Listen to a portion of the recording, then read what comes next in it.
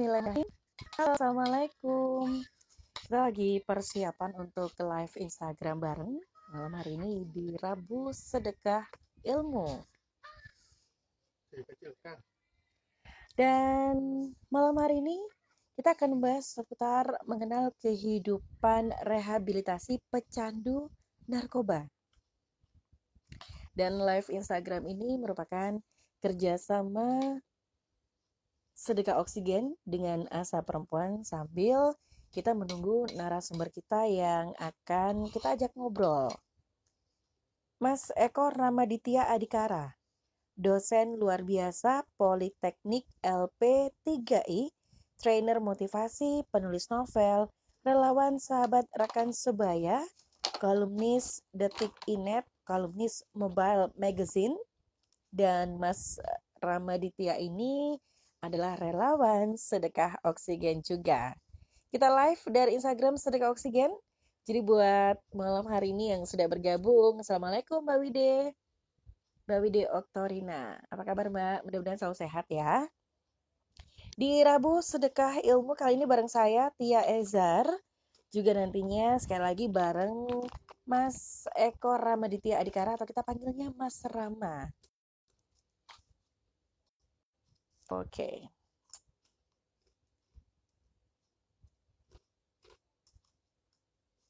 Kita menunggu Mas Rama. 94 Tiara. Halo, selamat malam.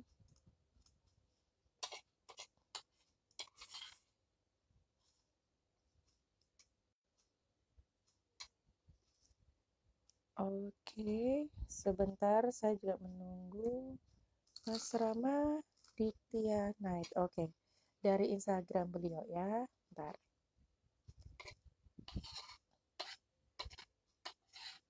Oke.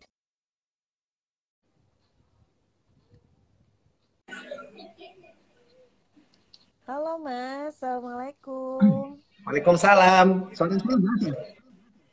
Kenapa? Suaranya jelas? Suaranya sangat jelas. Apa kabar Mas Rama? Ya, Apa kabar? alhamdulillah baik. Ini kayaknya malah Alhamdulillah. mikrofonnya nih yang speakernya saya yang kurang ini kurang besar suaranya. Iya. Udah sih kalau di saya. Iya, nggak maksudnya saya jadi dengernya nih agak kurang ini nih apa namanya? Oh, oke, boleh. Kurang. Oke, Mas Rama. Eh, eh. Informasi Nah, kepada pemirsa.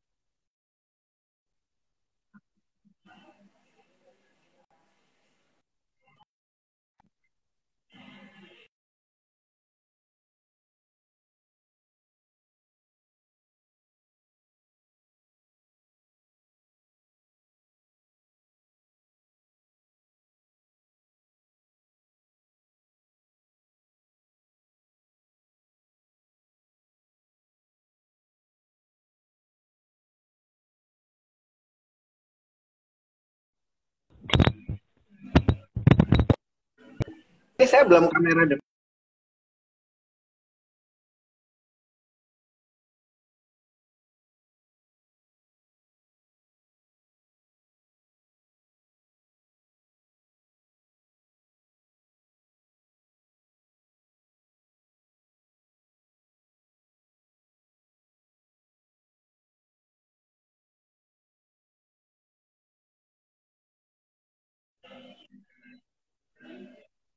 Halo. Oke. Oke, sip. Oke, Mas Rama, aku bacain dulu ya. Pemirsa teman ini lebih bisa mengenal sosok seorang. Nah, menurut saya malam hari ini cukup luar biasa. Kan perbincangan yang keberapa ya sama Masnya sudah nama sos MS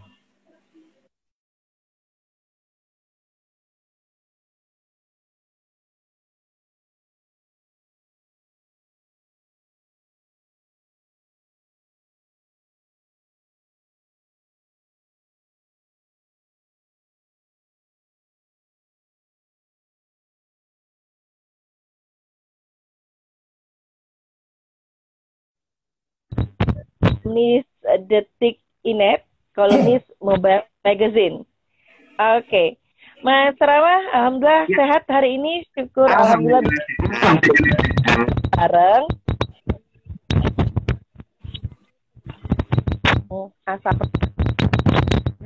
Oke, Mas Rama, ini kan tema kita seputar Halo, Mas. Halo ya, rehabilitasi. Kalau suara saya nggak tahu dia. Benar. Cukup jelas. Sinyalnya pecandu untuk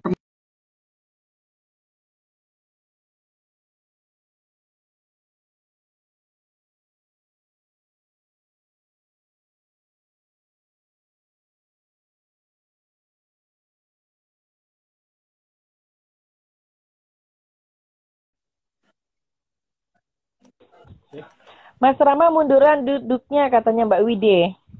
Oh, oke. Ya. Ini karena suaranya kok pelan ya.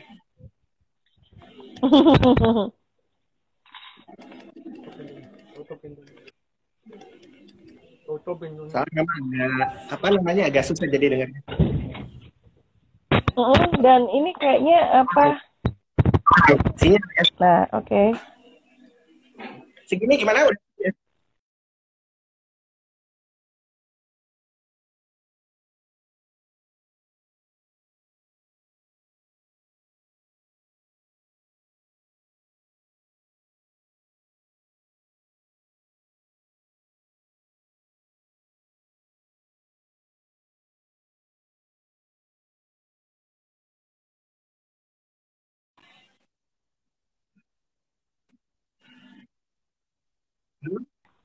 Ya. Suara saya terdengar jelas, Mas? Kalau suaranya Mbak Tia sempat putus-putus. Kalau suara saya nggak tahu nih sama teman-teman jelas apa enggak? Iya, teman-teman bisa komen ya. Kalau misalnya kurang jelas, karena di saya juga sempat terputus-putus ini. Ya, jadi suaranya Mbak Tia lumayan timbul tenggelam nih. Kalau sekarang udah normal nih yang sekarang ini. Udah normal. Udah, kalau baik. Ada pertarungan pedang apa-apalah gitu. Oke. Baik teman-teman, Tia ingatkan selamat menyimak apa yang akan disampaikan oleh Mas Rama malam hari ini sebagai narasumber saya dengan tema mengenal kehidupan rehabilitasi pecandu narkoba. Ini bahasanya cukup berat ya, tapi mudah-mudahan masih bisa diikuti. Dan jangan lupa teman-teman kalau punya pertanyaan langsung saja di kolom komentar atau di kolom pertanyaan ya dengan tanda tanya ini, jadi biar tidak tenggelam gitu kan dengan sapaan dari teman-teman. Boleh langsung saja ajukan pertanyaan terkait dengan tema kita malam hari ini. Oke, pertama sekarang sibuk apa, Mas? Saat ini saya aktif sebagai penulis, jadi alhamdulillah sudah menerbitkan 8 buku, kemudian juga aktif sebagai trainer. Jadi biasanya saya mengisi training itu untuk sekolah atau perusahaan. Nah, yang terkait dengan materi hari ini, saat ini saya aktif sebagai salah seorang relawan di Yayasan Sahabat Rekan Sebaya. Jadi Yayasan Sahabat Rekan Sebaya atau yang biasanya disingkat SRS, ini lokasinya di Kalibata. Jadi di sana saya selain mendampingi klien, juga mengajar bahasa Inggris. Waduh, keren ini. Dan istri tentu saja gitu, Mbak. Asik. Oke. Baik, Mas. Mas Rama ini kan dikenal juga sebagai relawan. Apalagi tema hari ini kan mengenal rehabilitasi pecandu narkoba. Emang pernah bersentuhan dengan teman-teman pecandu narkoba?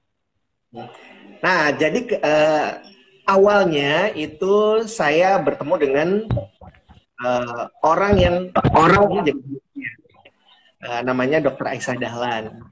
Nah, itu kurang lebih tahun 2008. Jadi kami ketemu di Rumah Sakit Harum. Kebetulan beliau sedang isi training untuk karyawan Rumah Sakit Harum.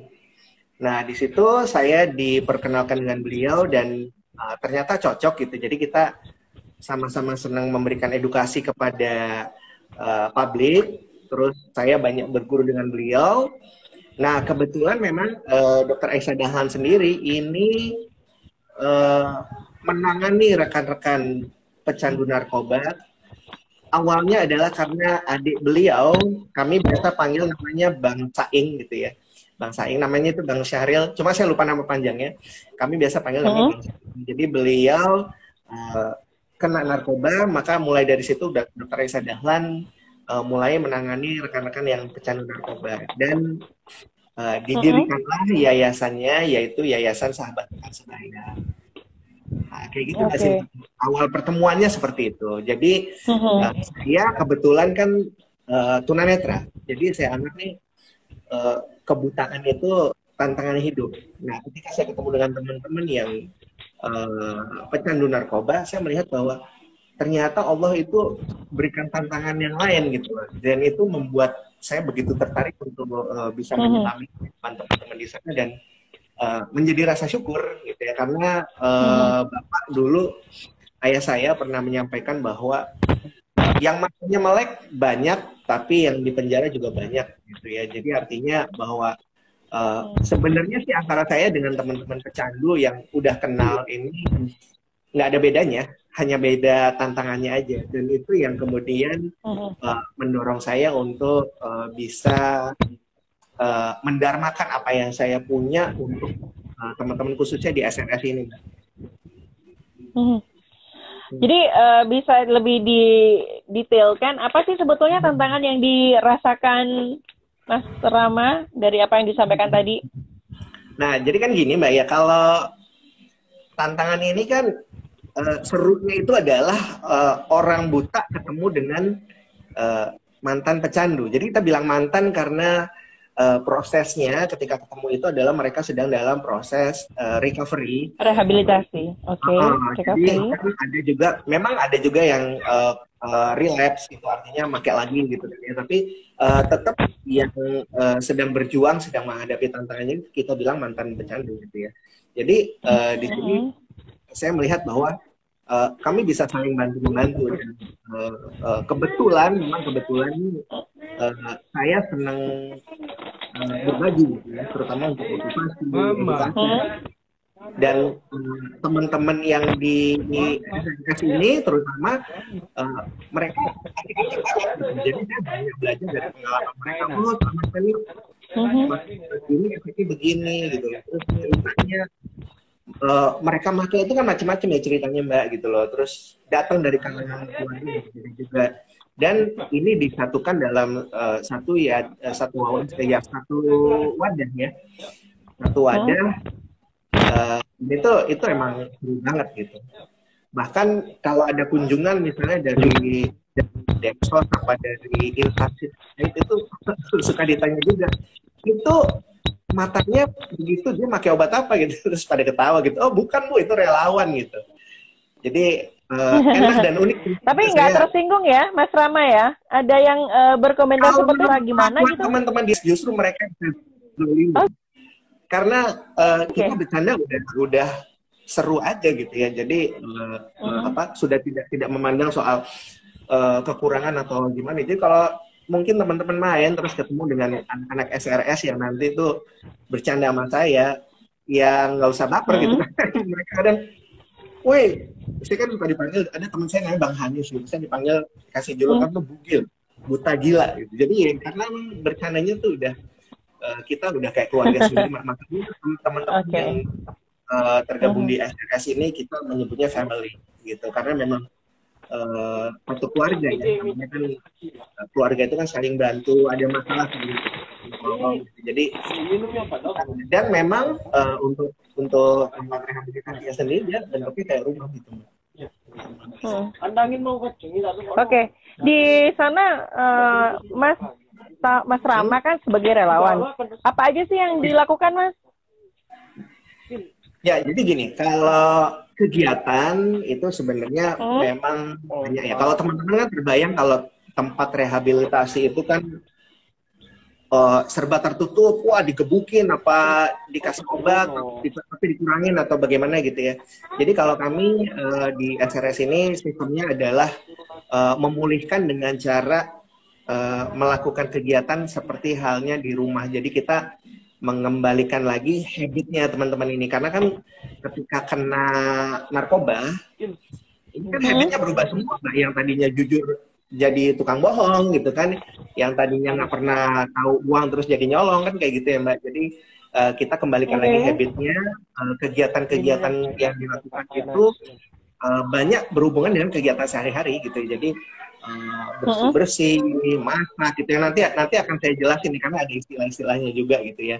Jadi yang kami lakukan utamanya itu merecover habitnya dulu gitu ya, sehingga nanti ketika mereka keluar dari SRS itu sudah kembali lagi seperti semula. Tapi ya seperti kita tahu bahwa kalau kena narkoba kan itu nggak bisa sembuh ya, tapi minimal kita pulih gitu.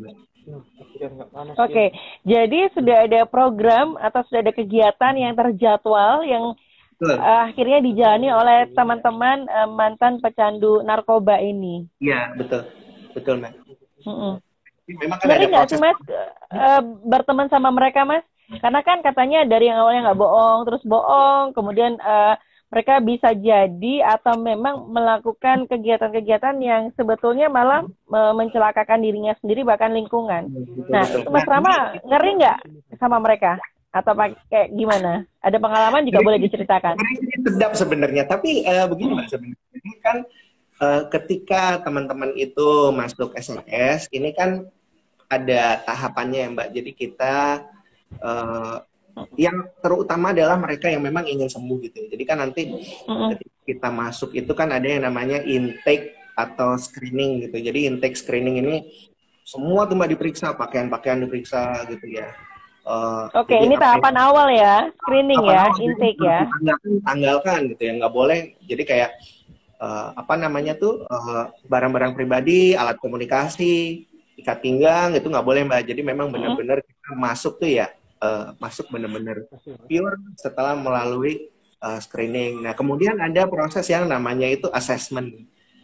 Nah jadi waktu assessment ini ngobrol sama aksesornya Mbak. Jadi aksesornya tuh orang yang nanya-nanya gitu, bro gimana bro gitu, gimana apa namanya, lo kemarin pakai obat apa kayak gitu kan, terus udah berapa lama gitu, gejalanya kayak apa, penyakit atau efek yang dirasain sekarang gimana, ya ngobrol-ngobrol aja Mbak gitu. Jadi asesor atau orangnya ini harus cerdas untuk menggali, karena kan nanti data-data yang didapat dari klien ini menentukan Mbak, jadi menentukan berapa lama sih mereka stay di sana gitu kan, terus penanganannya kayak apa gitu, terus terkait dengan penanganan secara medisnya ntar bagaimana gitu. Nah baru mereka tuh masuk ke masuk observasi. Nah ini mungkin berdasarkan data dari intake, screening, dan assessment tadi Mbak. Jadi data ini diproses. Jadi kalau misalnya normal sih ya mungkin 2-4 hari lah udah bisa gabung di SRS gitu. Tapi kalau ada yang misalnya nih dia ada gangguan skizofrenia gitu ya, itu mungkin bisa sampai 14 hari gitu. Jadi observasi itu dipisahin dulu sama yang lain gitu. Jadi paling didampingi sama temen, itu kita sebutnya buddy. Jadi buddy ini yang melayani kebutuhan dia, kebutuhan makan, obat dan lain sebagainya, atau menjembatani dengan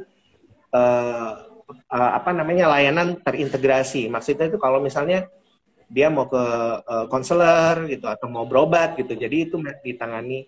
Nah baru setelah itu masuk ke SRS. Nanti kita bisa obrolin lagi tuh selanjutnya gimana sih setelah di SRS itu. Oke, jadi sebetulnya mereka-mereka yang ini kategorinya mantan pecandu narkoba ya. Iya, betul. Jadi sebelumnya mereka sudah menjalani beberapa,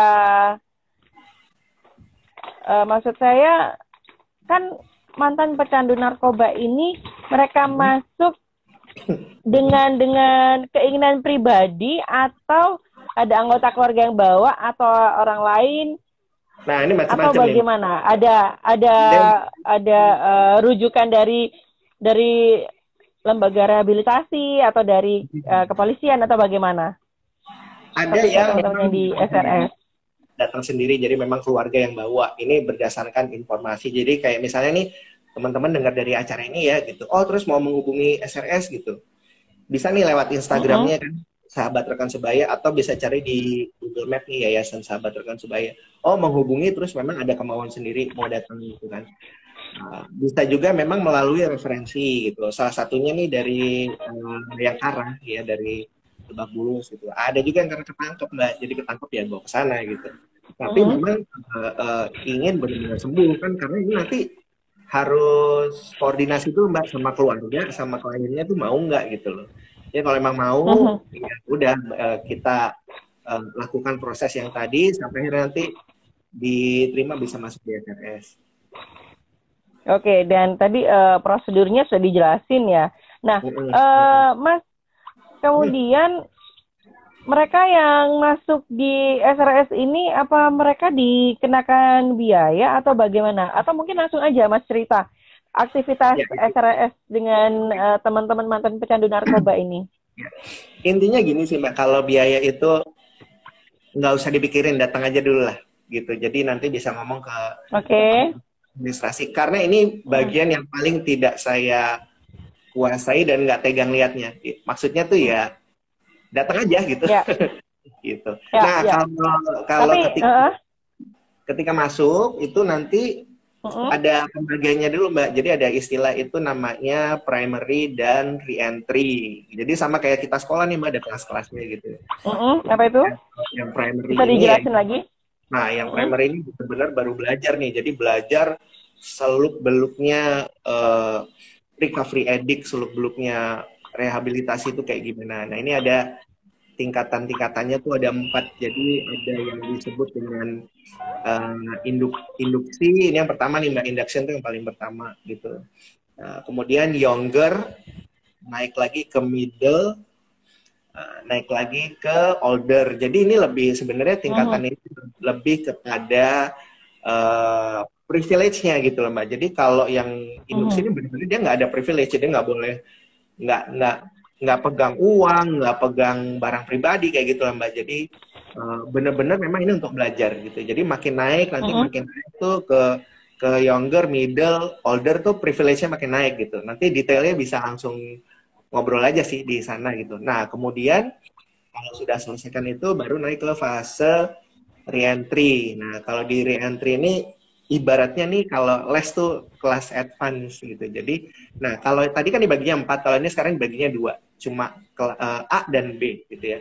Nah, kalau yang A ini dia sudah boleh pegang uang saku gitu, 25.000 seminggu. Nah, kalau yang B itu 35.000. Jadi kayak gitu sih Mbak. Jadi kelas A sama B itu bedanya tuh kayak gitu. Sudah mulai kalau nggak salah yang kelas B yang udah boleh pegang ponsel gitu ya. Itu pun diawasin gitu.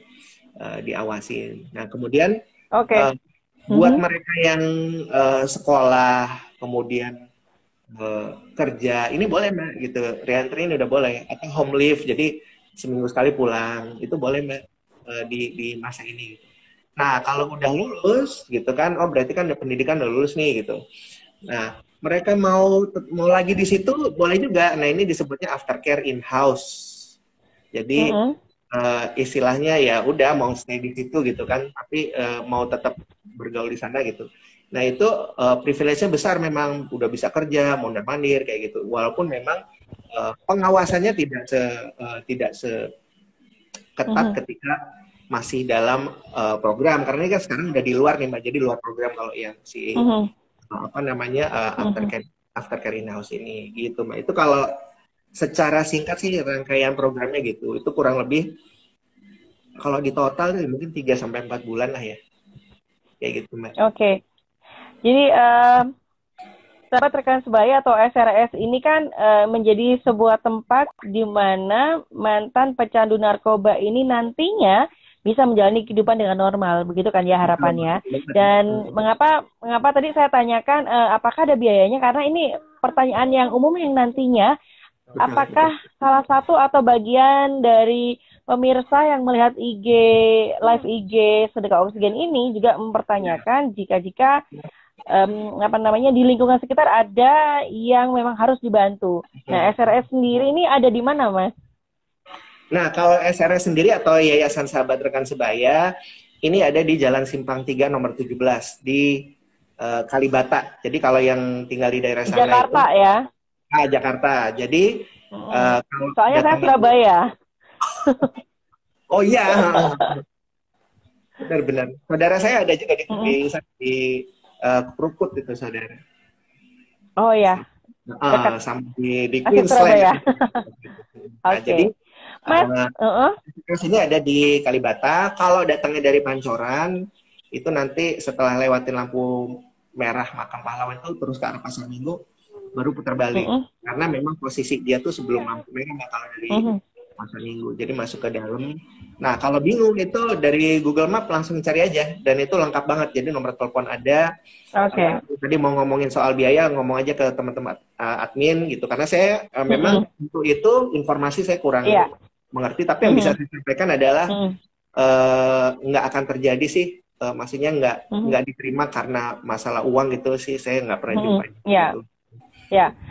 Dan ini membuka wacana bagi semua yang sedang menyimak, membersamai obrolan kita malam hari di live Instagram Sedekah Oksigen, bahwa jangan dipikirkan biayanya, yang dipikirkan adalah bagaimana mantan pecandu narkoba ini bisa benar-benar sembuh dan menjalani kehidupan dengan lebih baik, dan bisa kembali ke masyarakat dan bisa berkontribusi. Baik, buat yang sedang menyimak obrolan kami di live bareng Sedekah Oksigen dan Asa Perempuan, boleh langsung bertanya. Mungkin pertanyaan-pertanyaan terkait dengan pembahasan mengenal kehidupan mantan pecandu narkoba terbersit, silakan saja bertanya di kolom pertanyaan yang ada tanda tanyanya tuh. Nah, ini sudah ada pertanyaan yang masuk dari Widi Oktorina. Seringnya ketika klien lagi sakau, mereka ini ngapain? Marah, banting-banting, mukul, atau apa? Oke. Ya, jadi kalau yang masuk ke SNS ini memang rata-rata mereka tuh untuk gejala-gejala sakaunya nih sudah ditanggulangi. Jadi kan ketika masuk itu saat observasi ada masa detox nih gitu. Diobatin dulu, Mbak. Gitu, obatin dulu. Nah, itu kan dia dipisahin sama yang lain. Jadi kalau kita kalau saya boleh gambarin tuh itu kan ada 2 atau 3 rumah gitu kan. Saling berhadapan. Nah, ada yang lantai 2 gitu di atas. Nah, itu teman-teman yang diobservasi ditaruh di sana. Dia didampingin sama Badi. Jadi kalau sakau ya perlu panggil dokter, panggil gitu ya. Jadi keperluannya apa itu Badi sama pihak terkait yang ngurus gitu. Jadi ya, karena dipisahin jadi relatif aman gitu. Jadi tapi nanti kalau udah sembuh, masa observasi selesai, nah baru bergaul sama yang lain, itu masuk ke mulai di primary gitu, Mbak. Oke. Jadi sebetulnya mereka pun ketika lepas atau mendapatkan status sebagai mantan pecandu narkoba bisa ikut ini ya, bukan bisa ikut, bisa tiba-tiba sako ya, walaupun katakanlah dia sudah mantan lah ya. Iya, tergantung hasil ininya, Mbak, tergantung hasil dari asesmennya gitu ya. Jadi, nah ini dia diperhatikan betul-betul saat masa observasinya. Jadi diharapkan memang setelah masuk ke fase primary ini sudah bisa bergaul dengan yang lain lah gitu. Nah, selain itu juga kan nanti memang ada efek-efek lain yang secara emosional tetap ada gitu. Ntar itu saya ceritakan di kegiatan. Jadi kegiatan mereka ntar saya ceritain itu. Langsung aja diceritain, Mas Rama. Oh, nggak, kirain masih ada yang nanya lagi gitu ya. Oke. Jadi untuk kegiatan sehari-hari kalau pagi itu biasanya, Mbak, jadi kan kita tetap ada ibadah ya, ibadah, kemudian mau ngaji, jadi sholat itu kita berjamaah gitu kan. Setelah itu ngaji, yang bertugas siapin sarapan ya kan, kemudian sekitar jam 6, setengah 7 itu pada sarapan. Nah, nanti ada yang namanya morning meeting tuh, Mbak. Jadi morning meeting itu kita sharing perasaan kita. Jadi itu pasti ditanyain, Mbak, lo perasaan lo gimana hari ini gitu. Biasanya pagi family gitu. Nama saya misalnya Panjul gitu. Saya hari ini rada kesel nih karena tadi bangun apa namanya pas tidur teman saya ngerokok kenceng banget, nah, gitu. Itu jadi sampein Mbak gitu feelingnya gimana gitu. Tujuannya tuh karena kalau kita make obat itu kan memang otak jadi nggak karuan gitu, Mbak. Termasuk feelingnya juga gitu Mbak. Jadi release feeling ini juga bermanfaat untuk menstabilkan lagi emosinya gitu. Jadi emosinya stabil, dia juga bisa kendalikan dirinya kayak gitu. Ini lewat morning meeting. Terus ada isu apa nih? Jadi kalau isu itu di kita itu masalah gitu ya. Nah itu seperti itu. Ntar di obrolinnya situ. Kemudian nanti ada namanya function. Nah function ini kegiatan ngurusin rumah lah istilahnya. Jadi ada yang bersih-bersih, ada yang housekeeping. Jadi housekeeping itu yang beresin rumah, kita bilangnya rumah gitu ya. Ada yang kitchen, kalau kitchen tau lah ya gitu kan. Ada yang laundry gitu kan. Jadi itu bergilir, semua dapat tuh, semua kebagian gitu. Sekali lagi tujuannya adalah supaya mereka ngerasain hidup yang normal lagi gitu kayak gitu. Nah, kemudian nanti ada sesi-sesi ya, kalau itu ada makan siang. Nah, ada sesi spesial, contohnya seperti yang saya bawakan ini, ada kita belajar bahasa Inggris gitu kan. Ada siraman rohani.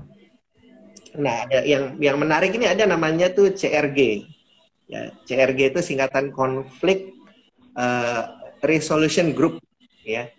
Jadi ini seperti namanya, jadi ini saatnya kita melakukan pencarian solusi dalam konflik, karena pasti itu ada konflik Mbak. Gitu, nggak mungkin nggak. Gitu. Sendal ketukar aja itu bisa konflik. Yang satu piringnya gede, satunya dikasih piring kecil, konflik. Gitu, itu bisa terjadi. Nah, asiknya adalah Dr. Aisyah Dahlan sebagai guru kami ini mengajarkan kita tuh untuk bersabar, untuk latihan bersabar. Misalnya gini, Mbak Tia itu kesel sama saya, kita sama-sama klien lah ya gitu. Entah Mbak pakai sabu, saya pakai sinte gitu ya. Jangan dong. Nah, misalnya si A sama si B aja. Si A kesel sama si B gitu ya, si A kesel sama si B gitu. Itu nggak boleh Mbak, nggak boleh langsung marah saat itu juga. Jadi harus ditulis. Tulis dulu. Ya. Tulis, nanti biasanya CRG itu hari Senin tuh biasanya CRG.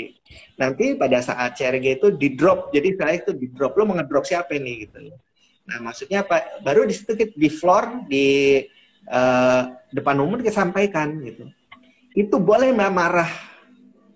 Boleh marah gitu. Asal tidak violence, kata-katanya tetap sopan gitu. Boleh. Boleh. Jadi semua dengar gitu loh, semua tahu.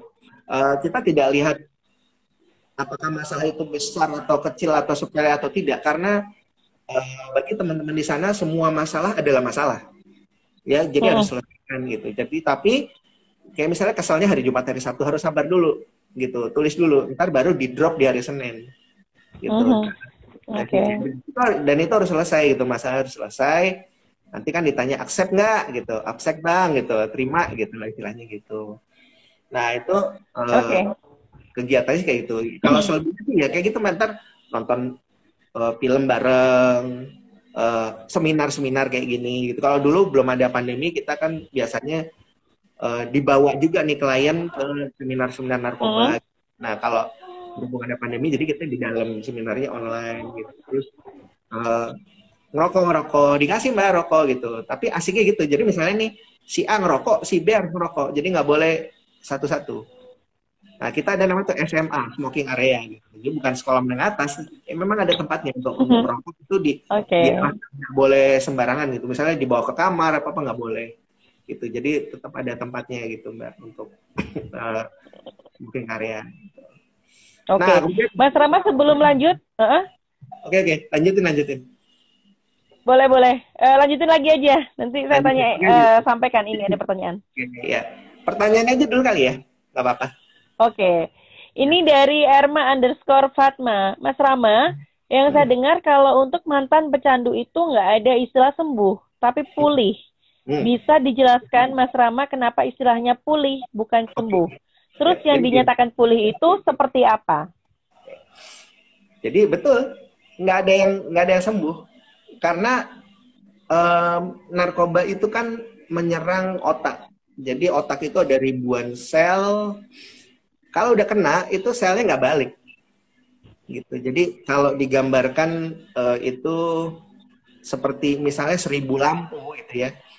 Nah, kalau pulih itu paling yang nyalah lagi tuh 800, 850 lah kayak gitu. Karena yang sisanya tuh dia sudah mati gitu, Mbak. Nggak bisa balik. Jadi dikatakan pulih apabila dia sober. Sober itu maksudnya sudah bersih, dia nggak mau pakai lagi. Ya, udah ninggalin narkoba, udah beraktivitas seperti semula, itu yang disebut pulih gitu. Nah itu juga ada kemungkinan buat relapse gitu. Jadi jatuh lagi ada gitu. Jadi misalnya nih udah keluar, banyak gitu Mbak, klien kita udah keluar masuk lagi gitu. Atau misalnya nih di tahap reentry nih gitu, dia melanggar atau dia pakai lagi, turun lagi ke fase primary, ulang lagi dari awal gitu Mbak. Ya itu kurang lebih kayak gitu. Ya. Oke, terima kasih Erma_Fatma. Jadi melanjutkan dari apa yang ditanyakan sama Erma. Sebetulnya kenapa sih orang kalau sudah ini kan dia pecandu narkoba, kemudian dia menjalani rehabilitasi, kemudian pernah tahu nggak mengapa mereka balik lagi make? Kita menyebutnya itu trigger, Mbak. Gitu. Trigger, oke. Si A si B lagi lah ya gitu. Misalnya si A nih, gitu. A dia oke lah, dia fase primary reentry udah selesai gitu. Bahkan dia ikut aftercare gitu kan. Nah, dia pulang nih ke lingkungannya gitu kan.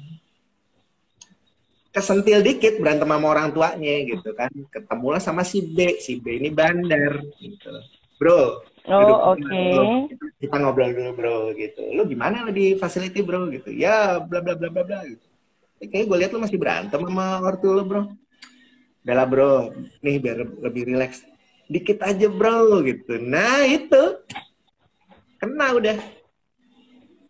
Gitu, oke. Jadi apa yang nggak kuat? Imannya yang nggak kuat atau dukungan yang kurang dirasain atau gimana? Jadi salah satu untuk menunjang kepulihan itu kan kita memang jauhin trigger-trigger gitu. Makanya kayak vaksin gitu ya Mbak, kayak kemarin gitu. Kalau buat kita biasa ada teman-teman kita yang ngeliat jarum suntik tuh gitu lah Mbak. Jadi ada triggernya lah kayak gitu. Nah triggernya macam-macam ya gitu. Jadi ada benda bisa jadi trigger, teman main jadi trigger gitu. Jadi itu salah satunya kayak gitu. Dan kita nggak bisa lihat itu alasannya sepele atau enggak. Pokoknya trigger ya trigger gitu. Jadi kalau kena ya kena gitu Mbak. Nah memang kalau ini selain yang didapat dari pusat rehabilitasi, ya memang kemauannya dia sendiri. Emang dia mau berhenti ya berhenti. Gitu Mbak. Itu harus berani say no gitu. Jadi emang itu yang diperlukan kayak gitu. Oke, apakah di dalam yayasan SRS juga ada semacam kayak bimbingan rohani begitu sesuai dengan keyakinan mereka yang masuk? Ada Mbak, jadi memang ada konseling gitu kan, ada konseling. Kemudian tadi saya udah bilang juga tiap minggu itu rutin gitu kita ada kegiatan rohani dan untuk ibadahnya memang cukup kental gitu. Jadi kayak misalnya nih ada doa-doa juga yasinan gitu kan. Solawat sebelum sholat itu ada Mbak. Jadi memang secara spiritual itu betul-betul diperhatikan. Jadi bukan sekadar sholat jamaah udah gitu, enggak. Jadi benar-benar memang dari segi spiritual memang ini yang utama sebenarnya. Yang diurusin ini spiritualnya gitu Mbak.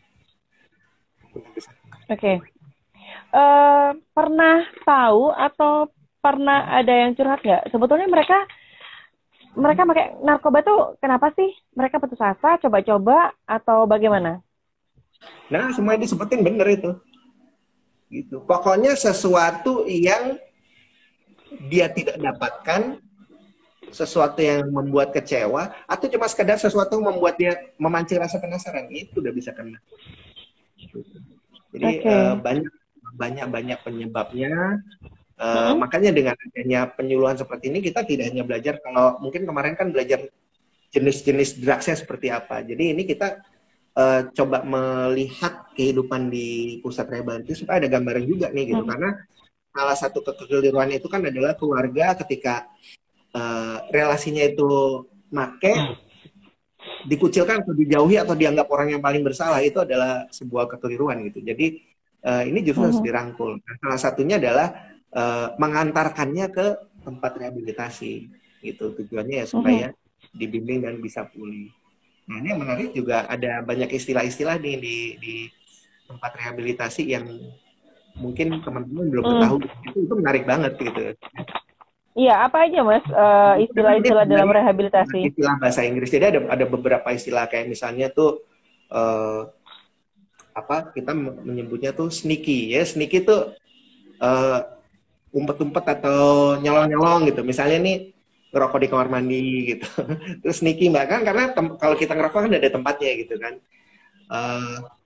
Kemudian ada juga procrastinate. Jadi procrastinate itu kita nunda-nunda, disuruh apa, ngerjain apa, kita tunda-tunda. Gitu. Nah, terus easy way out. Easy way out tuh kita gampangin kerjaan lah kayak gitu. Jadi yang harusnya dikerjain secara total nih enggak gitu. Ah ya udahlah, kucek aja gitu, nggak usah disabunin, udah selesai gitu. Nah, kalau lazy pasti udah tahu lah ya. Orang malas tuh ciri khasnya gimana gitu. Nah, ada yang istilahnya keren nih, split. Wah, kita kalau belajar silat mungkin split tuh kabur, kabur dari facility. Gitu.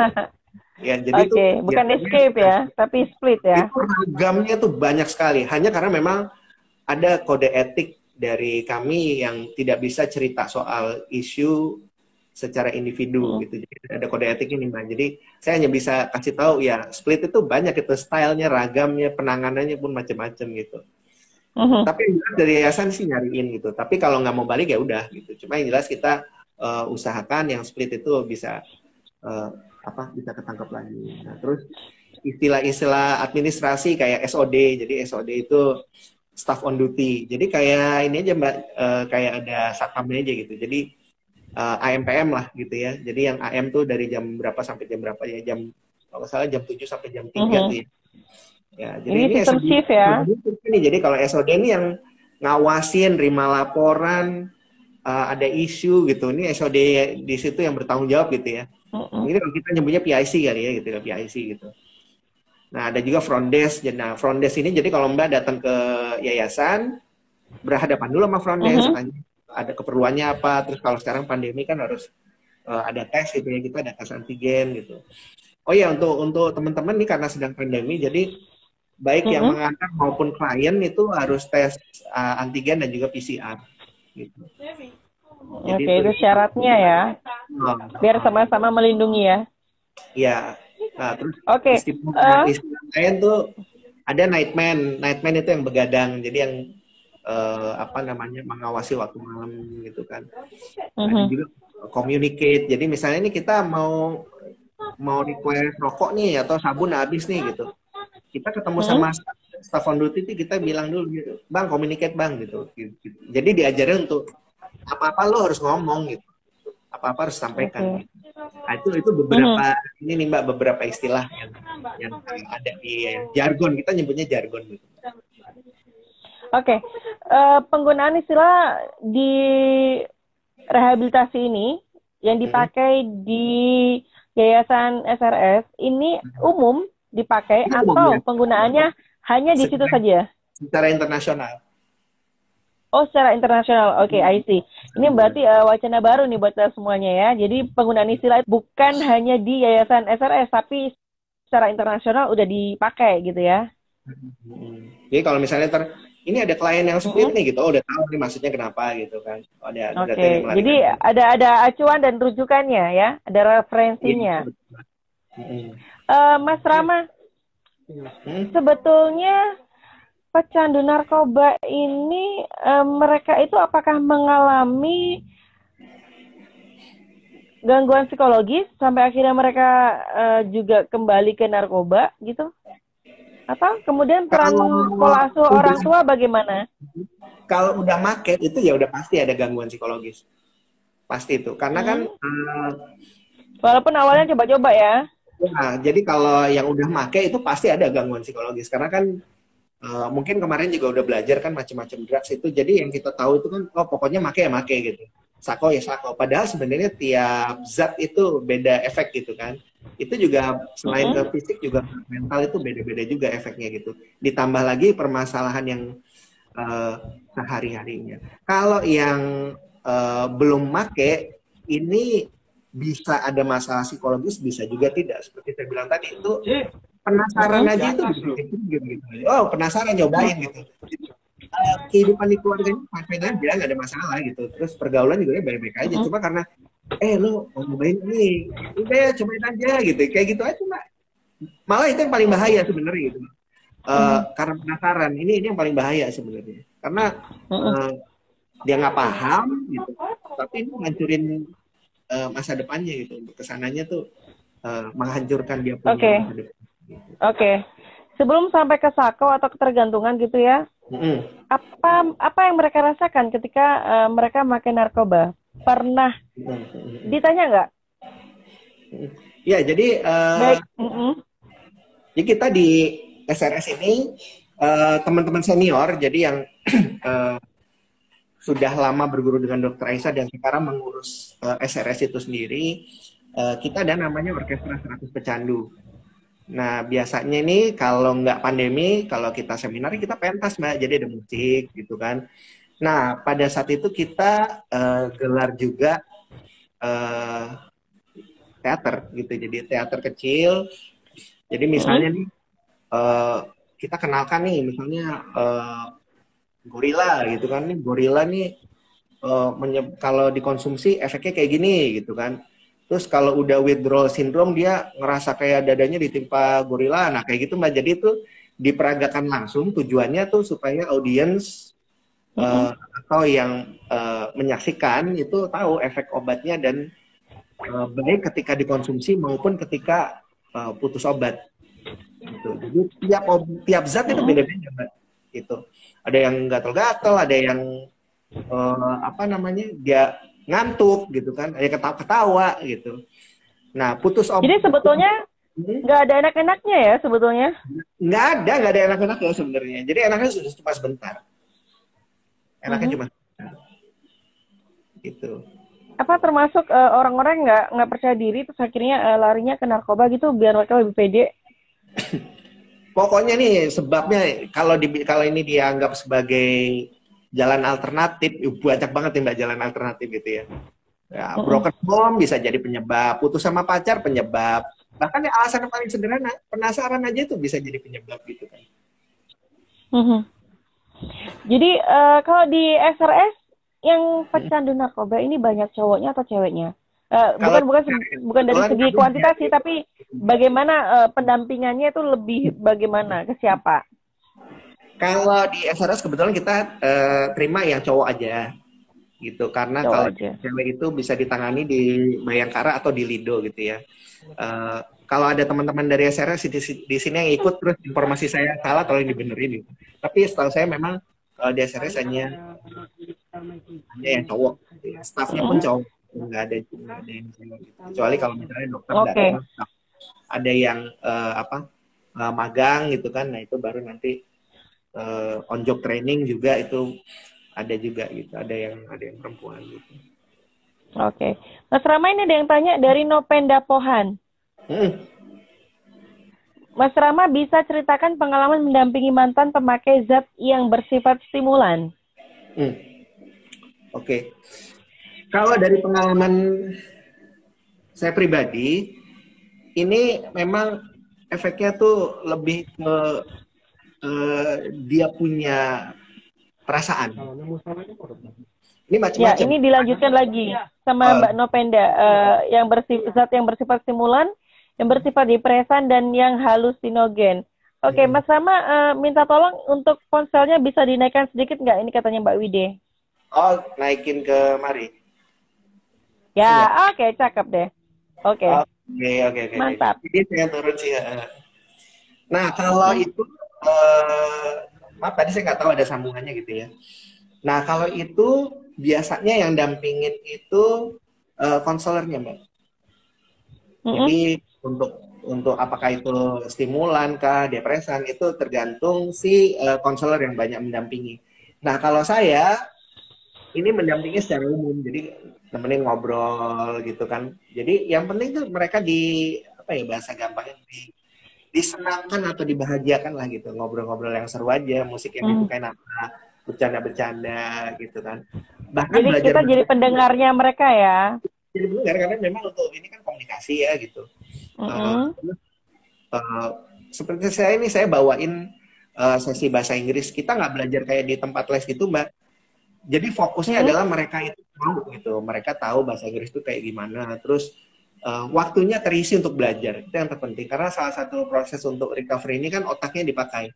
Jadi sel-sel yang atau lampu-lampu yang belum mati yang tadi saya bilang itu Mm-mm. dimanfaatkan supaya pokoknya tuh hari nggak kosong gitu. Kalau kita kan mungkin belajar grammar gitu kan ya. Nah ini pokoknya yang penting mereka tahu bahasa Inggris tuh makhluk yang kayak apa gitu. Walaupun memang di luar kelas ada juga yang Mm-mm. belajar gitu ya. Ada juga yang memang kemampuannya bahasa Inggrisnya baik gitu kan ya. Nah intinya sebenarnya adalah untuk itu. Jadi sesi itu diadakan supaya otaknya nih tetap terisi dengan ilmu gitu Mbak. Mm-mm. Oke. Kemudian pertanyaan lanjutan dari Nopenda Pohan. Share perbedaan treatmentnya berdasarkan zat yang mereka konsumsi sebelumnya. Oke, kalau perbedaan treatment itu saya pribadi kurang tahu karena ini kan lebih ke arah medis. Jadi kalau yang jelas seperti ini, kalau perbedaan treatment itu pada saat observasi gitu. Tapi kalau udah masuk ke fase primary itu diharapkan sudah bisa membaur. Kecuali kalau memang ya seperti saya bilang tadi ada penyakit tambahan atau situasi dan kondisi yang mengharuskan adanya layanan terintegrasi. Jadi apakah itu dari konselornya atau dari apa namanya tuh dari dokter gitu. Mm-mm. Nah untuk itu mungkin nanti kalau yang jelasnya teman-teman dari SRS tuh senang banget ditanya-tanya gitu ya. Kalau ini kan lebih ke arah medis. Jadi kebetulan memang Mm. yang saya sampaikan ini ya ala kadarnya posisi saya sebagai relawan gitu. Istilahnya nih apa ya? Waktu kemarin ditembak sama teman-teman dari sedekah oksigen tuh sok berani-beranian gitu loh gitu. Makanya waktu kemarin tuh saya ke teman-teman SRS, gue diundang nih gitu. Tolong ya kalau salah dikoreksi kayak gitu. Jadi udah minta maaf duluan Mbak gitu di awal gitu kan. Mm-mm. Saya salah nyampaikan gitu. Jadi ini sebenarnya Mm-mm. saya bicara bukan dari sisi expert gitu, tapi lebih kepada salah satu warganya yang udah ikut nimbrung di sana dari lama lah istilahnya kayak gitu. Mhm. Oke, buat yang baru bergabung, buat teman-teman yang sekarang lagi tune in di live Instagram Sika Oksigen kerjasama dengan Asa Perempuan di Rabu Sega Ilmu, boleh langsung bertanya dengan Mas Rama. Beliau ini dosen luar biasa yang juga relawan, kolumnis, dan juga tentunya trainer motivator. Silakan teman-teman bertanya terkait dengan mengenal kehidupan rehabilitasi pecandu narkoba. Mas Rama, pernah Ya, mengalami pengalaman yang bagaimana sih? Yang sedihnya dulu atau yang tidak mengenakan dulu ketika sama teman-teman pecandu narkoba? oke. Jadi di sini seperti saya bilang tadi kan ini ada kode etik nih gitu.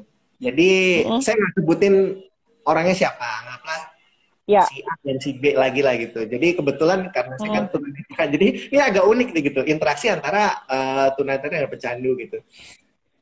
Kita dulu tuh sering seminar gitu. Jadi ada teman saya anggaplah si A gitu ya, yang bertugas tuh dampingin saya gitu. Jadi kita di nyampe hotel nih Mbak, parkir di basement gitu kan, basement. Nah mereka loading barang dong ke atas gitu. Ya mungkin karena Mm-mm. efek obat juga atau bagaimana lupa. Jadi saya tuh ada kali 1,5 jam berdiri di basement gitu. Saya pikir emang teman-teman lagi loading barang, lagi sibuk gitu. Bareng di atas teman-teman, Rama mana gitu. Baru ingat ya, Masya Allah iya sih masih di ruang di tempat parkir gitu. Wah akhirnya lari ke bawah gitu kan, jemput saya gitu. Itu salah satu yang. Terus kita pernah juga pergi ke Malaysia gitu kan. Kebetulan kita ada tempat rehabilitasi juga di sana namanya Rumah Pengasih gitu. Sama-sama Mm-mm. jalan ke pasar belanja gitu. Sama kasusnya gitu juga Mbak. Jadi saya nyari silang di pasar.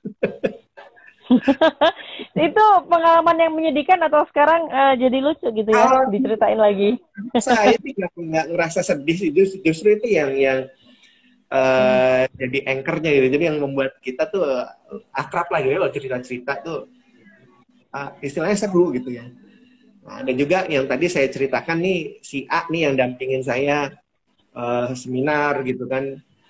Nah, dia kadang ini nih Mbak, jadi kita apa namanya, boleh dibilang sneaky, boleh dibilang enggak. Jadi kayak misalnya nih, dia bisikin saya Mbak waktu seminar, itu yang pakai jilbab ungu sebelah kiri, sebelahnya jilbabnya belang gitu. Jadi ntar pas saya bawain seminar gitu, Mbak yang jilbabnya belang tuh sebelah sana gitu. Kok tahu ya gitu. Jadi udah di awal gitu. Nah, terus kayak misalnya kita naik pesawat nih Mbak, gitu. Naik pesawat terus kalau ini bukan masalah intern yayasan, jadi saya boleh buka nama gitu ya. Bang Saing sendiri, Bang Saing adiknya Dr. Aisyah gitu. Dia udah bisikin saya dari jarak 5 meter itu pramugari namanya Jenny gitu. Dia pas nyampe selamat Pak gitu. Nah, gitu. Selamat pagi Mbak Jenny gitu. Kok Bapak tahu? Di tengah kami aja gitu. Jadi banyak kebutaan saya itu yang dimanfaatkan tuh, lucu-lucuan gitu. Itu sering banget itu kejadian. Dan buat saya itu pengalaman yang ya luar biasa lah gitu Mbak. Kalau di yayasan sendiri, kalau di yayasan sendiri yang saya dapatkan itu solid banget. Jadi misal saya keluar dari ruang kerja saya aja tuh front desk sudah tergopoh-gopoh tuh. Jadi misalnya saya mau ke toilet, mau butuh apa gitu. Akhirnya jadi malu sendiri, padahal saya sebagai tunanetra kan memang terbiasa mandiri gitu. Istilahnya saya ke toilet pun bisa sendiri, atau ambil minum sendiri juga bisa. Tapi sudah dikasih mandat oleh Dr. Aisyah, ini Mas Rama dibantu gitu. Nah, apa yang membuat saya akhirnya menerima saja gitu, saya nggak ngerasa nggak enak gitu, karena saya yakin di kesempatan lain saya mungkin akan bantu mereka juga gitu. Jadi ya asik aja lah gitu. Ya kita jangan sopan, kalau masakin Indomie gitu atau apa gitu. Kalau bahasa Surabayanya tuh gak ngamuan Mas. Nah iya. Betul. Gak baperan. Oke, Mas Rama, nanti ini juga ada kaitannya dengan pertanyaan saya. Sebetulnya bagaimana sih peran keluarga atau lingkungan terhadap pecandu atau ex-narkoba? Dan ini lanjutan dari Nopenda Pohan. Saran bagaimana sih Mas Rama kalau teman atau saudara kita ada yang pecandu, sikap kita harus gimana? Nah, ini masih ada korelasinya dengan pertanyaan saya yang tadi. Peran keluarga, lingkungan, terhadap pecandu atau ex, dan kemudian bagaimana sikap kita kalau ada yang terkena? Ini kebetulan atau make maksudnya.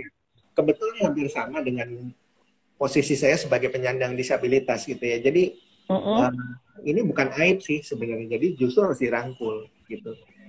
Keberhasilan untuk bisa recovery itu keluarga itu mendukung banget gitu. Ketika mereka itu support ya, mereka itu tidak menganggap bahwa oh ya udah gitu. Jadi yang kita lihat jangan udah makainya ya udah terjadi gitu kan. Dan dicontohkan oleh Dr. Aisyah gitu. Dicontohkan Dr. Aisyah kepada Bang Saing, adiknya itu kan ya dirangkul dan ya udah ke depan itu mau seperti apa. Karena apa? Penyandang disabilitas pun kan sebenarnya gitu juga gitu kan. Keberadaan saya sebagai tunanetra ini nggak bakalan bisa kayak gini kalau orang tua nggak support. Minimal kalau orang tua pun tidak support, itu effortnya lebih besar untuk saya bisa positif menjalani hidup ketimbang sama orang tua yang support gitu. Itu akan lebih berat kalau nggak disupport keluarga. Gitu. Jadi penting banget. Dan bukan berarti orang yang udah kena narkoba itu nggak bisa sukses. Nah ini tangan saya ini ada buku nih Mbak. Ini apa tuh? Judulnya Cukup Gue Aja. Jadi Cukup Gue Aja ini berisi cerita 21 mantan pecandu yang sukses. Jadi alhamdulillah saya diberi kesempatan oleh Dr. Aisyah Dahlan untuk menulis cerita teman-teman. Jadi ini bisa didapetin di SRS juga. Ini saya berusaha meramu macam-macam drugs, efeknya kayak apa. Ini dipadu dengan kehidupan teman-teman. Jadi kehidupan teman-teman tuh kayak gimana, proses perjuangan mereka kayak apa gitu. Karena di antara klien kami SRS tuh banyak yang sukses jadi fotografer, multimedia, yang main orkestra juga, itu yang tadi saya sampaikan gitu ya. Ada yang jadi usaha ternak kelinci, telur asin gitu, jadi macam-macam tuh Mbak. Yang nggak bersama kita pun ada banyak gitu. Jadi di buku ini nih ada yang sukses, ya kan? Ada yang udah nggak satu alam lagi sama kita pun ada gitu. Jadi harapan saya ini gini, yang baca buku ini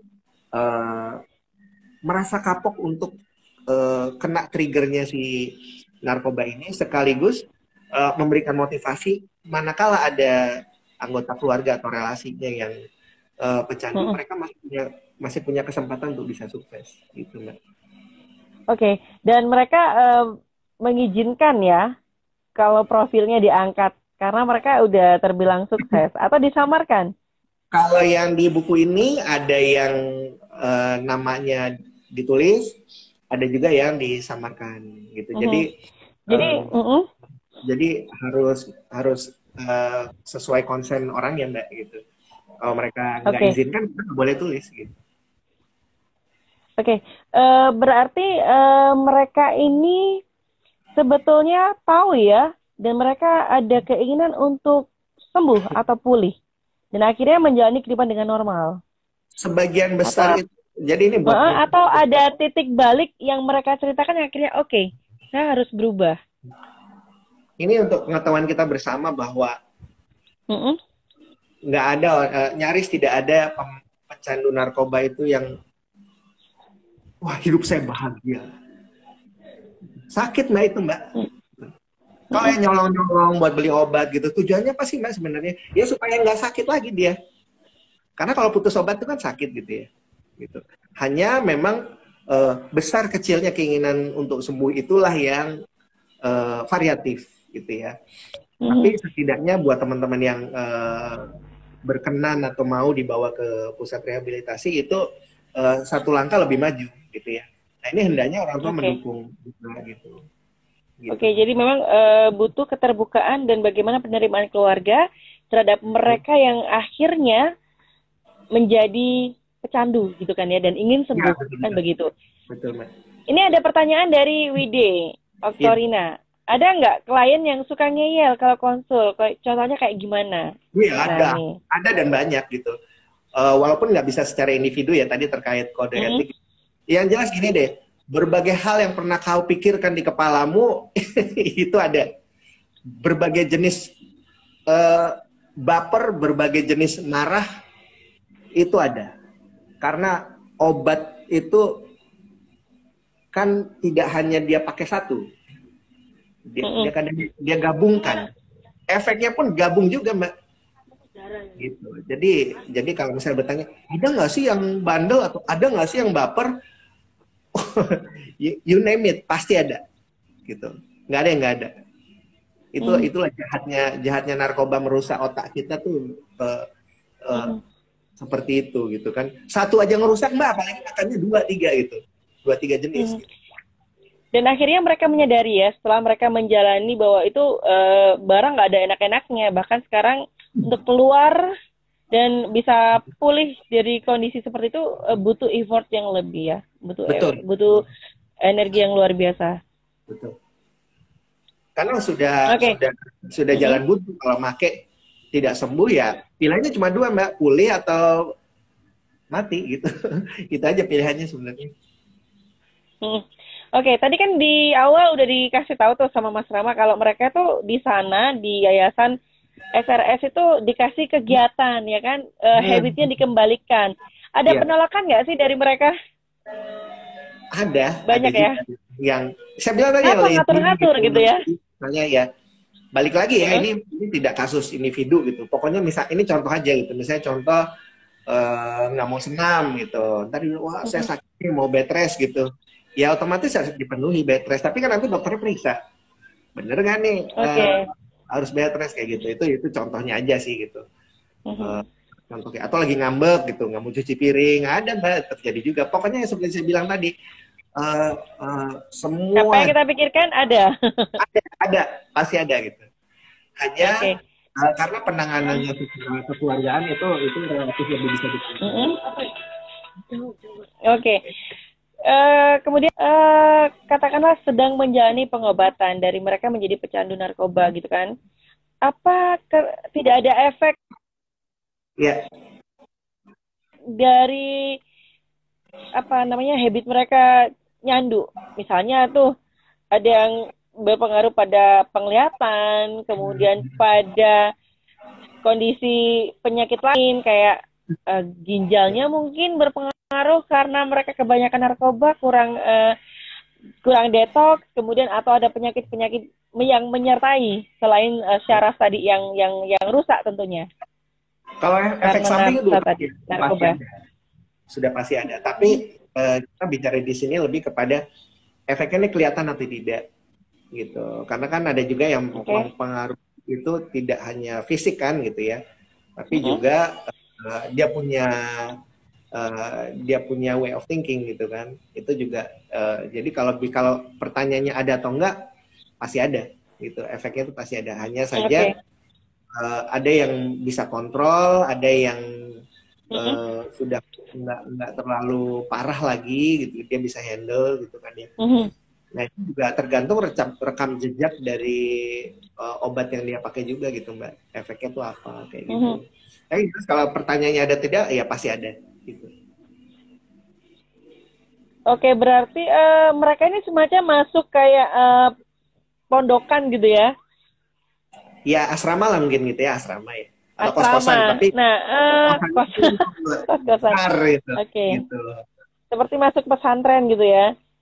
Ya,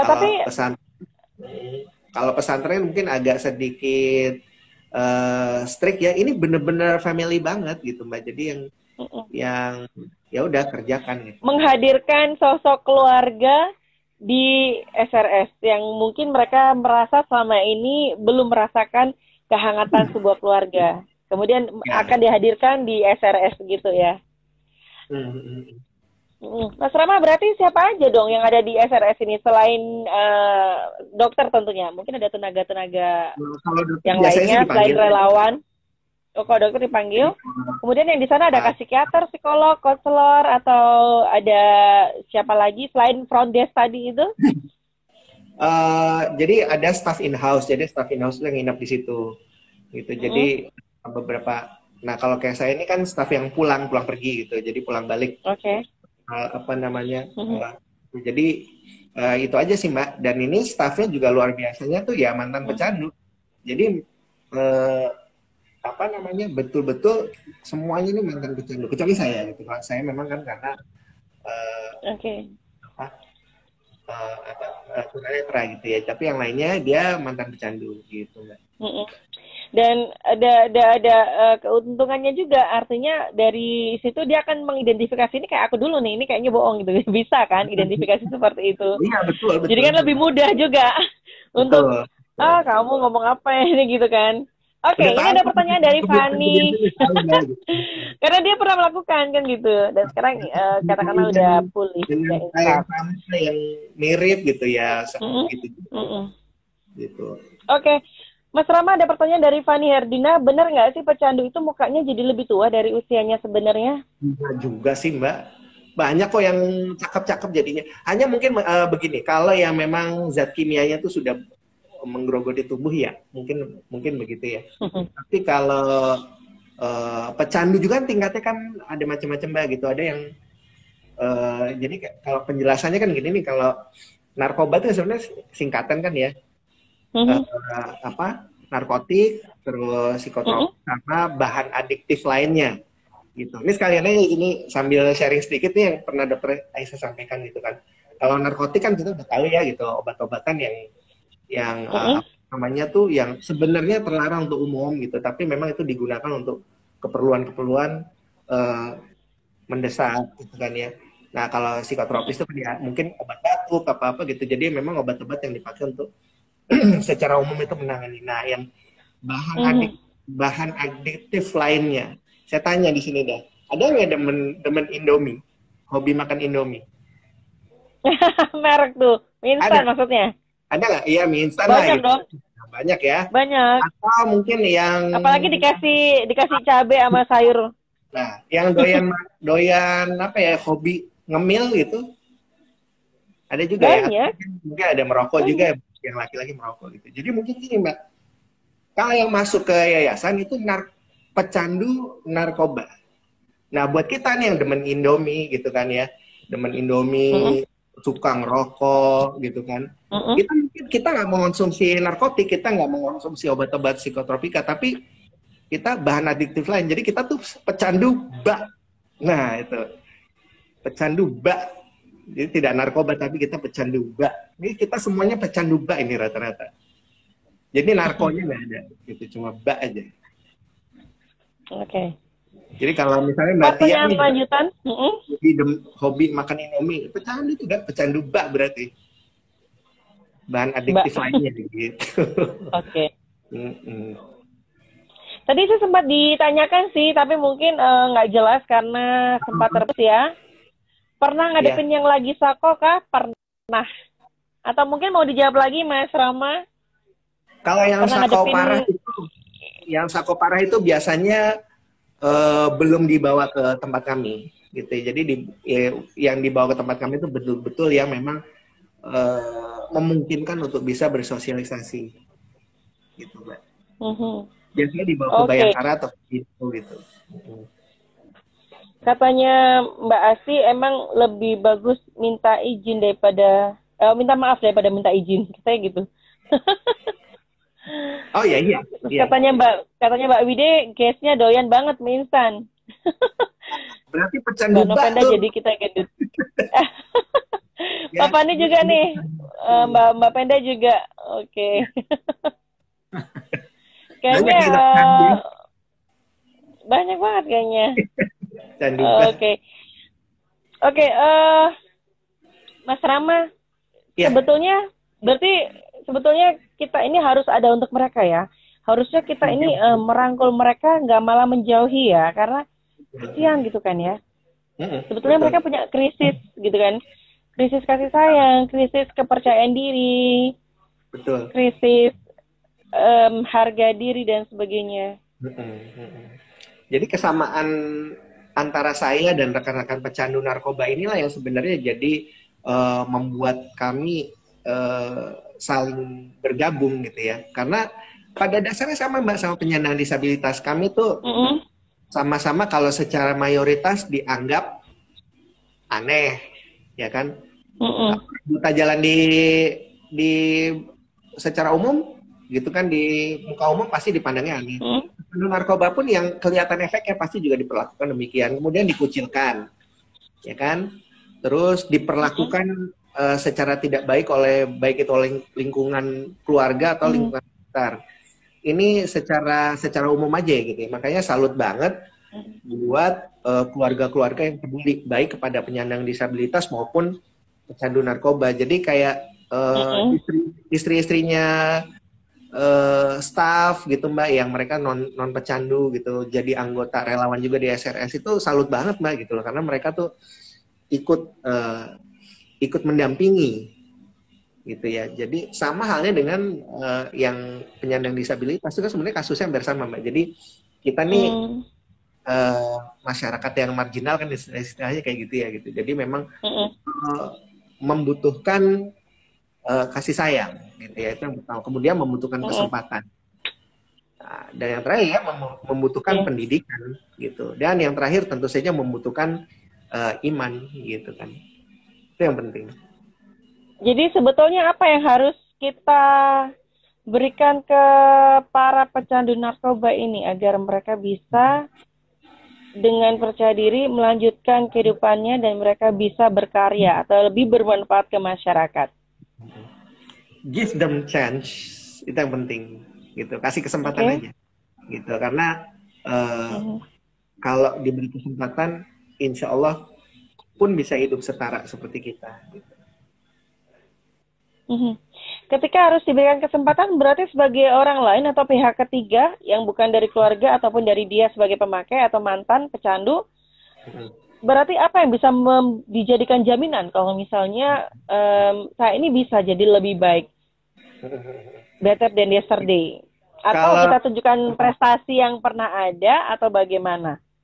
ya berbagai hal, jadi bisa bisa melalui prestasi, bisa lewat penyuluhan, bisa juga informasi yang semacam ini buat teman-teman disebarkan ke orang lain. Jadi tujuannya ya untuk membantu, tidak hanya yang kita kasih kesempatan secara personal aja, tapi secara umum informasi semacam ini bisa membantu untuk melawan pertumbuhan pecandu narkoba. Karena kalau dibilang kita mau tuntasin nggak mungkin bisa gitu Mbak ya gitu, karena tapi yang jelas yang bisa dilakukan meredam gitu. Jadi memberi kesempatan tuh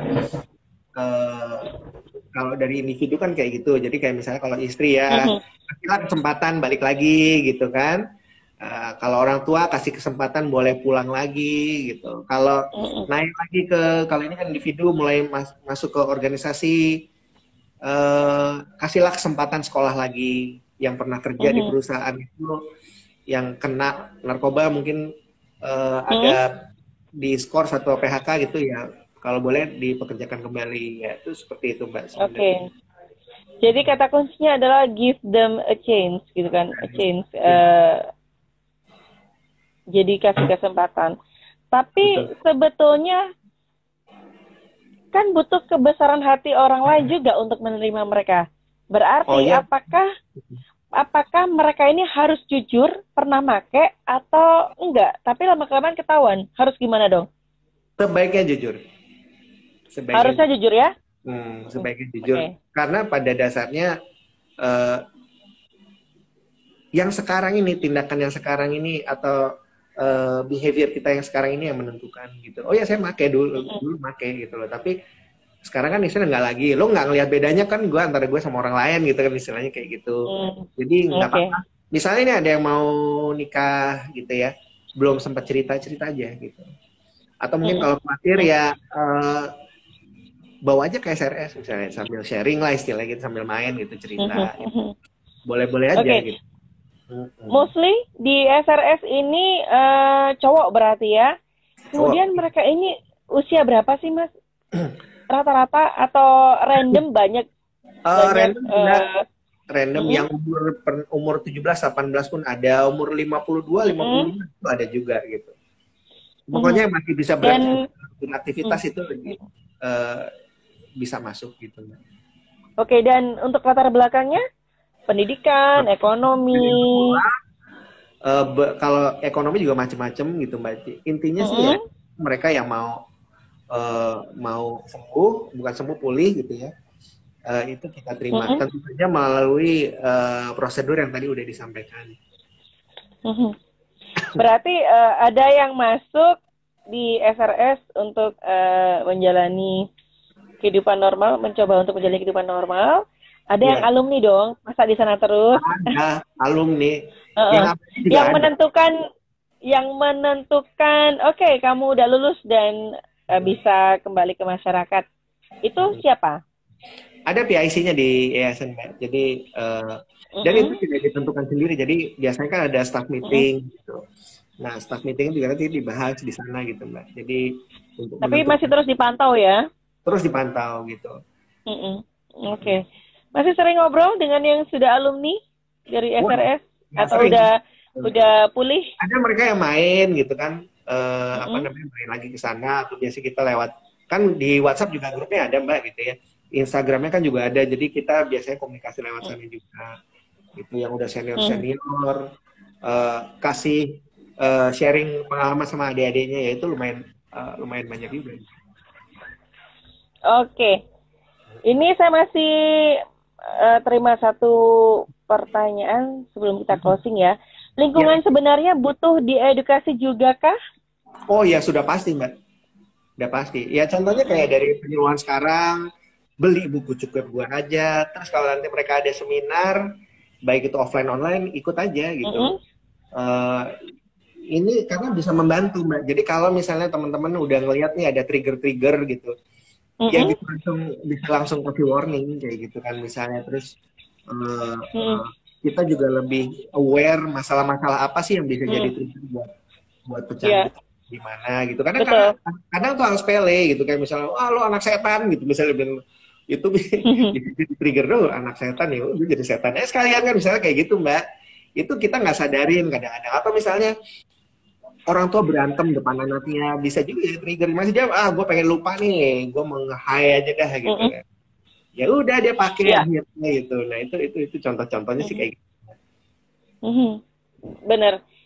Dan saya yakin para pecandu narkoba ini ketika dia tahu bahwa narkoba itu nggak ada enak-enaknya dan sangat menyakitkan, dan mereka ingin mentas atau keluar dari lingkaran itu, yang menjadi tantangan lagi buat mereka adalah bagaimana meyakinkan lingkungan sekitar bahwa saya kembali dan saya punya kehidupan yang lebih baik. Iya. Nah itu ada namanya stigma Mbak. Stigmanya tuh karena yang paling kejam yang paling kejam itu kan yang paling kejam adalah ini ya, hukum di masyarakat ya, itu yang paling kejam ya. Dan saya kayak mau pergi ke planet lain gitu kan. Iya. Jadi kayak misalnya nih saya pecandu nih gitu. Saya udah rehab nih Mbak, udah recovery lah gitu. Saya datang ke stigmanya nyolong. Kayak gitu lah, itu contohnya gitu Mbak. Emang benar sih, tapi mau nggak mau memang harus dihadapin, dan emang hanya waktu yang bisa memberikan. Dan mereka yang ada di SRS sebelum kembali ke masyarakat dipersiapkan untuk punya mental baja seperti itu ya. Iya, betul Mbak. Tapi yang balik lagi juga Mas. Yang balik lagi juga tetap iya. Baik, Mas Rama, apa pelajaran berharga yang Mas Rama dapatkan selama Mas bergabung menjadi relawan di Yayasan SRS ini? Saya bersyukur banget. Karena biasanya yang dijadikan bahan pembanding itu kan orang yang non-disabilitas ya. Biasanya kan dibilang, oh harusnya kami bersyukur ya, kami punya mata, bisa melihat gitu. Di sini malah saya yang bilang begitu Mbak. Ya Allah, saya cuma dikasih mata yang nggak ngeliat doang, tapi otak saya bagus. Masih bisa berfungsi dengan baik. Sementara teman-teman saya dengan berbagai tantangannya mendapatkan hambatan-hambatan karena narkoba yang dikonsumsi gitu. Jadi itu justru yang membuat saya lebih bersyukur. Itu seperti yang ayah saya bilang, orang yang melek banyak yang dipenjara karena, dan dia melek banyak juga gitu. Istilahnya gantian gitu. Jadi kami saling belajar untuk bersyukur. Gitu. Kalau untuk saya benar-benar jaga otak saya gitu, jaga ilmu yang ada di kepala saya gitu untuk tidak mengkonsumsi, karena sekali masuk itu memang berat banget gitu, dan itu tidak ubahnya tantangan yang dihadapi penyandang disabilitas, ada yang tunarungu, tunanetra gitu ya, berat juga. Jadi janganlah gitu, even alasannya cuma penasaran, janganlah gitu. Kalau bak aja masih nggak apa-apa lah gitu, jangan sampai narkonya ngikut gitu ya, bak aja nggak apa-apa gitu. Tapi kalau memang sudah terlanjur, ya cepet-cepet aja recovery gitu ya. Caranya itu tadi datang ke tempat rehabilitasi, ya kan, cari informasi di Google gitu kan ya, kayak gitu. Dan ya hanya kemauannya harus besar. Jadi selain dukungan dari luar juga dari diri sendiri itu juga mau berubah gitu, karena kan ya kita responsibel sama diri kita kan gitu. Jadi itu yang penting sebenarnya gitu Mbak. Dan Mas Rama, ada yang ingin disampaikan atau pesan kepada generasi ataupun untuk teman-teman yang lagi tune in di live Instagram Sedekah Oksigen? Apa pesan atau harapan yang ingin disampaikan? Mungkin kalau pesan, harapan, informasi kan sebelumnya udah saya sampaikan ya. Mungkin lebih tepatnya kalau sekarang sih saya ingin berterima kasih yang pertama kepada rekan-rekan yang sudah kasih kesempatan saya untuk bicara sekarang gitu ya, baik itu panitia, hostnya sendiri, Mbak Tia, ya kan, juga yang terutama ini teman-teman dari SRS yang sudah mengizinkan saya untuk bicara malam ini, karena sebenarnya ini bukan, masih banyak yang lebih ahli dari saya dan lebih terlibat daripada saya gitu. Tapi teman-teman izinkan, karena saya juga minta izin juga Mbak gitu, termasuk kepada guru saya Dr. Aisyah Dahlan, saya minta izin sama beliau, dokter mohon izin ini saya menyampaikan gitu. Jadi kalau ada salah-salah mohon dikoreksi gitu. Jadi ini murni kecintaan saya sebagai relawan dan keinginan saya untuk ikut berbagi, makanya saya terima tawaran undangan malam ini. Dan yang terutama terima kasih banget buat yang udah stay tune sampai sekarang gitu ya. Harapan saya ya ini informasinya bermanfaat.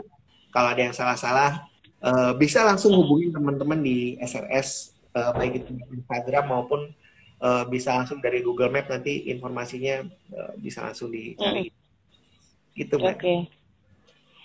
Sebetulnya sih mau closing, tapi saya masih mau tanya lagi gara-gara Mas Rama ini ada kata-kata yang saya pengen tanya gitu kan. Ya, apa sih Mas enaknya jadi relawan, Mas? Enak, Mbak. Tiap hari ketemu orang. Gimana enaknya? Kalau saya karena memang orangnya kan seneng mingle gitu ya, ketemu orang, menyelami pribadi orang gitu. Terus membawa benefit juga karena kan saya penulis gitu ya. Nggak usah ngambil contoh dari yang lain gitu ya. Contohnya kayak buku ini gitu, ngapain jauh-jauh gitu, teman di sini aja gitu kan, kerjain gitu kan. Kemudian kalau buat saya ini sebuah kesempatan untuk, kalau saya kan sebagai penyandang disabilitas itu kan seringnya diberi dan dibantu. Nah ini kesempatan saya untuk ikut memberi dan membantu, Mbak. Jadi ini ya ampun gitu, saya kayak yang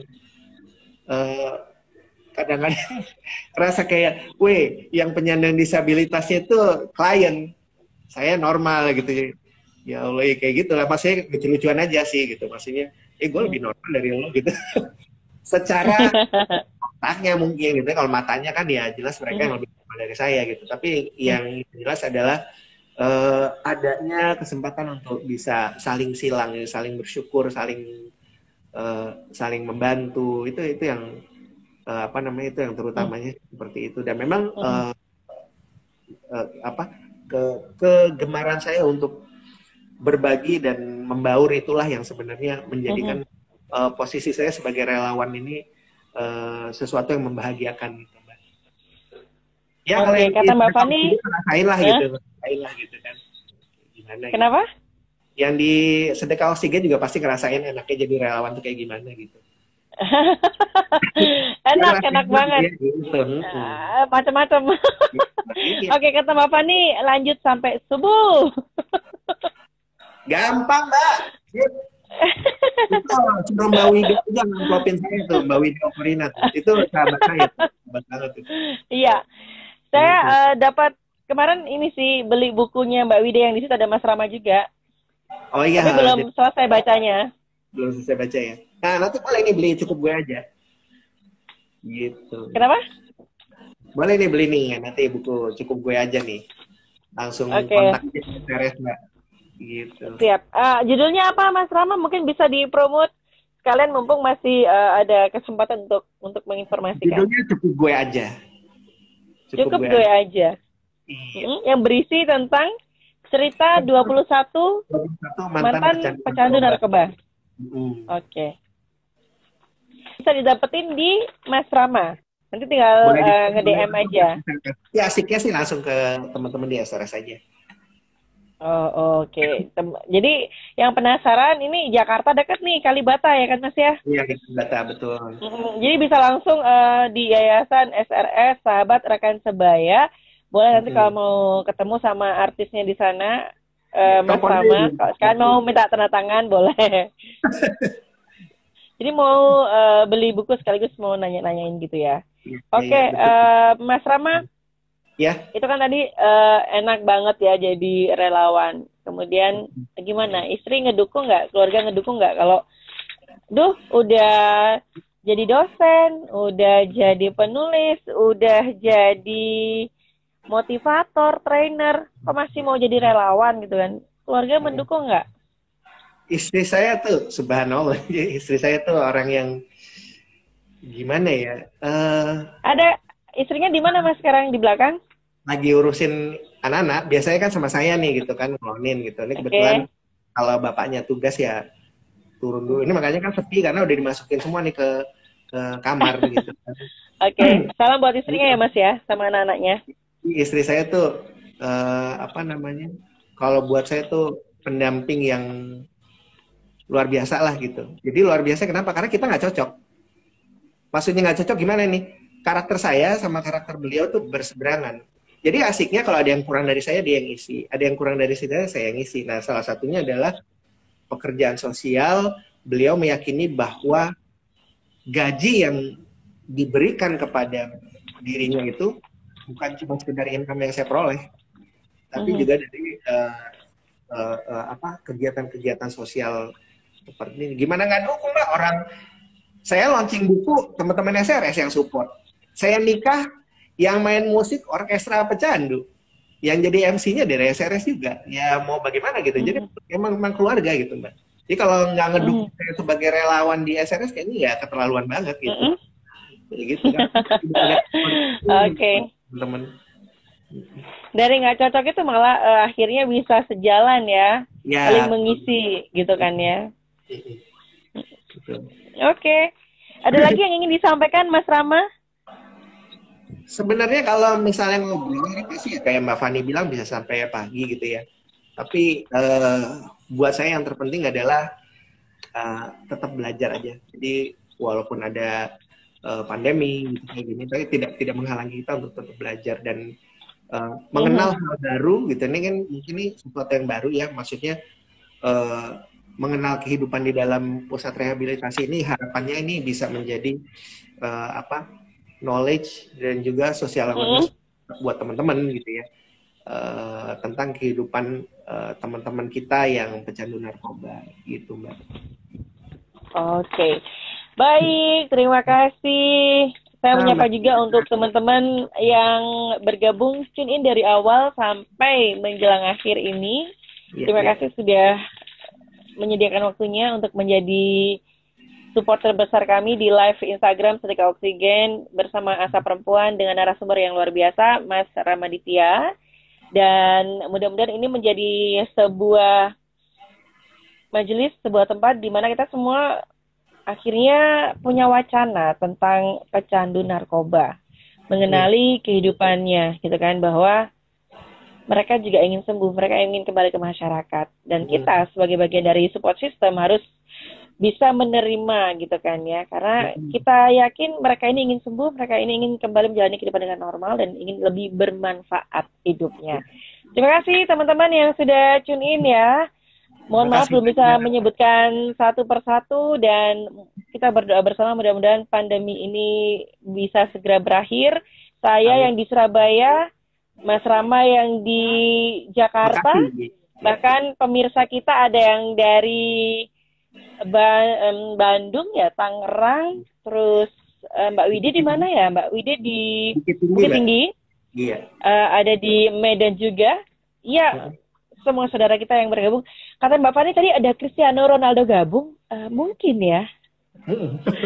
Saya juga bertanya-tanya ini. Oke, baik. Terima kasih sekali lagi. Mudah-mudahan ini menjadi ladang amal Mas Rama untuk berbagi informasi. Selalu sehat. Salam saya buat keluarga. Semua sehat-sehat. Dan sekali lagi, beliau adalah Eko Ramaditya Adhikara SOS MSI CHT dengan Instagram @ramaditya_night KNIGHT. Pekerjaannya dosen luar biasa, Politeknik LP3I, trainer motivasi, penulis novel, relawan sahabat rekan sebaya, kolumnis Detik.net, kolumnis Mobile Magazine, juga relawan dari Sedekah Oksigen. Apalagi yang belum aku sebut ya? Apalagi Mas? Mungkin ada yang belum kesebut ya? Sebagai bapak sama suami. Nah, itu yang... Iya, itu yang penting ya. Pekerjaan domestik nggak boleh lupa. Iya. Jadi tiba-tiba nggak dapat kasur sama bantal nantinya. Gitu ya. Oke. Baik, sehat-sehat Mas. Mudah-mudahan kita bisa berjumpa, benar-benar ketemu gitu ya. Yang di Surabaya bisa ke Jakarta, yang Jakarta bisa ke Surabaya, bisa kembali komunikasi. Ya. Teman-teman jangan lewatkan untuk menjadi saluran kebaikan buat yang lainnya. Bisa dimulai dari hal yang kecil, bisa dari hal yang sederhana. Dan ini merupakan program Rabu Sedekah Ilmu, Sedekah Oksigen bersama dengan Asa Perempuan, live barengnya dari IG itu. Dukung selalu kegiatan-kegiatan sosial kemanusiaan kami. Dan mudah-mudahan kita semua diberikan kemudahan atas rezeki, usia yang berkah, barokah, dan lingkungan yang baik. Sekali lagi terima kasih Mas Rama, mudah-mudahan Ya, tidak bosan dan mohon maaf kalau ada kata-kata saya yang kurang berkenan. penyampaian ini. Terima kasih banyak sekali lagi. Oke. Baik, teman-teman. Terima kasih. Selamat berkumpul bersama dengan orang-orang tercinta, orang-orang hebat malam hari ini, dan itu adalah Anda. Wassalamualaikum warahmatullahi wabarakatuh. Sampai jumpa, teman-teman. Sampai jumpa. Mas Rama, salam buat anak istrinya ya. Salam buat semua yang di SRS. Sehat-sehat. Oke.